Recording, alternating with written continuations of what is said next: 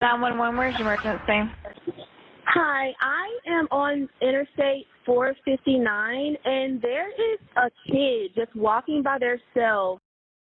Newly released 911 calls are shining a light on what happened moments before an Alabama woman disappeared for more than 2 days.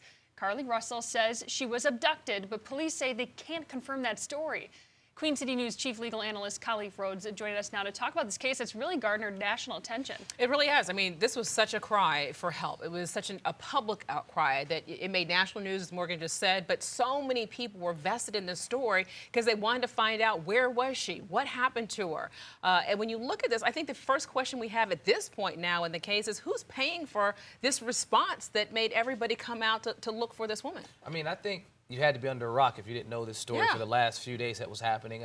I think it's like every other case that would occur where a person is missing, taxpayer dollars is going to pay for it. And I think the bigger question is what the police chief answered in his press conference. Someone said, well, how does the police force respond to the next African-American woman that makes this type of allegation? And he said, we'll respond the same way we do every other allegation. We'll put our best forward effort to try to make sure we find the individual that's missing and get them home safe. I think the investigation is obviously still ongoing. And so while we can say that it seems like the facts may not connect to what she was alleging occurred, it still may be too early for us to say exactly what happened as of yet. And we know right now that investigators are still kind of trying to piece together what exactly happened and put the evidence together. But let's listen to this clip from the police chief on what Carlee is now saying happened in those 48 hours. Take a listen.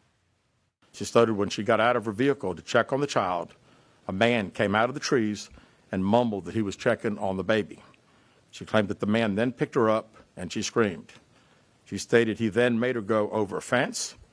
She claims he then forced her into a car, and the next thing she remembers is being in the trailer of an 18-wheeler. So police are saying that they have found no evidence to verify her story, and they say that her internet search history was suspicious. Khalif, what did they all find when they took a look at that? Well, obviously, you're looking at the totality of the circumstances. So she had searches on her internet browser that would allow you to point to the direction that this didn't happen, searching to how to get away with taking money, how much does a Amber Alert cost. I mean, all the things, like when I speak to a client that's coming in, I'm asking these types of questions as well, because I want to know, well, does the story you're telling me add up? Well, you said you didn't do it, but you kind of were right there. Everything you're telling me connects to you actually doing this as opposed to you not. And so I'm kind of working backwards the same way that a DA would, in the same way that the law enforcement officers did. So I think they did an excellent job walking back through the breadcrumbs to try to figure out and find her, but now that she's home, well, let's figure out, does her story add up to what she actually said? I got 4 kids. I know none of them are walking on the side of a highway for almost 6 football fields. Right. So very odd, yeah. that seems odd. That's what the police chief said, for sure. And I understand that we need to protect the integrity of the case. Her parents were interviewed. They're saying they're not speaking about the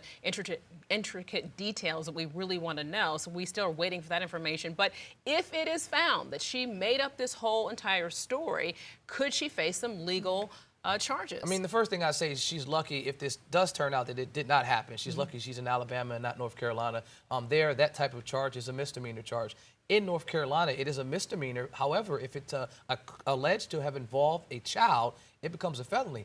And so she would have been facing even more significant time here in our state. So time will tell. The investigation will play itself out. And hopefully it turns out that she was telling the truth. But right now, it looks like she wasn't. Not to mention all the agencies that were looking for her and the cost of all of that as well. For sure.